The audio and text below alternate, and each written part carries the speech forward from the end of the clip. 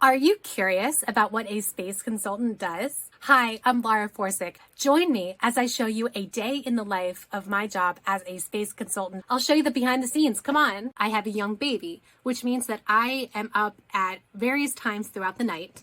And I checked my phone this particular early morning at 4 a.m. and found that a colleague in Europe had gotten back to me about a moon-related project for a client. I considered responding in the middle of the night, but decided no, I had boundaries and I was going to wait until 9 a.m. As I was getting ready that morning to start the day, I got a text message from my social media manager about the Psyche launch. It had been delayed a day, so the tweet needed to also be delayed or changed.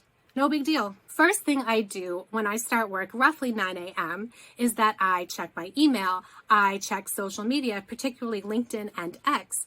I read newsletters and I get several daily and weekly newsletters in my inbox so I can read the headlines of the latest news. At 9:30, I had a call with a journalist about commercial space stations, or commercial LEO destinations if you'd prefer. NASA needs to have at least one commercial space station provider as an anchor tenant, and NASA has a geopolitical incentive for there to be at least one commercial space station in operations by the time the ISS is ready to deorbit. At 10:15 a.m., I had a call with a member of the Office of Science and Technology Policy, OSTP, at the White House. She wanted my opinion on how the U.S. government can encourage the U.S. space economy.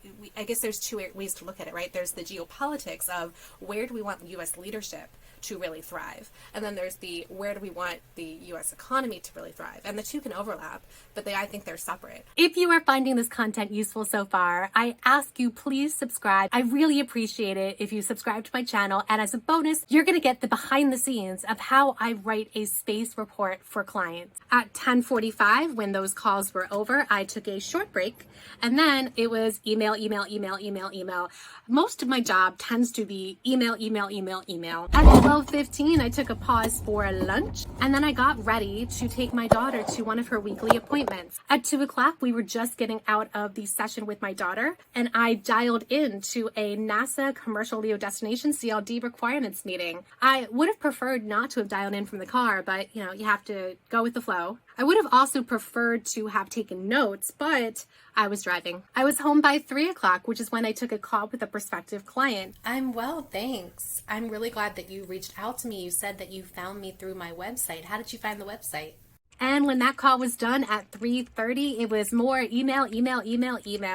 And not just email, also LinkedIn direct messages. I wanted to call it quits at 5:30. However, I went ahead and looked at one of my open tabs, which was a new report that the NASA Office of Inspector General, OIG, had just published about the Space Launch System, SLS. And I just could not resist. So I took a look at that report and was not at all surprised at what I read. And I'd like to say that I was done with work as soon as I finished browsing that report. However, I do tend to read articles throughout the day. I have lots of news articles that I save in browser tabs, and I get to them eventually. It's a full day, but it's not traditional. I'm not stuck in an office. I'm going out and about and doing lots of different things. I'm really grateful that you stuck with me throughout the day. If I can be of any service to you or your business, please reach out to me at lauraforsick.com, and I'm happy to talk to you about how I can help you to grow in space.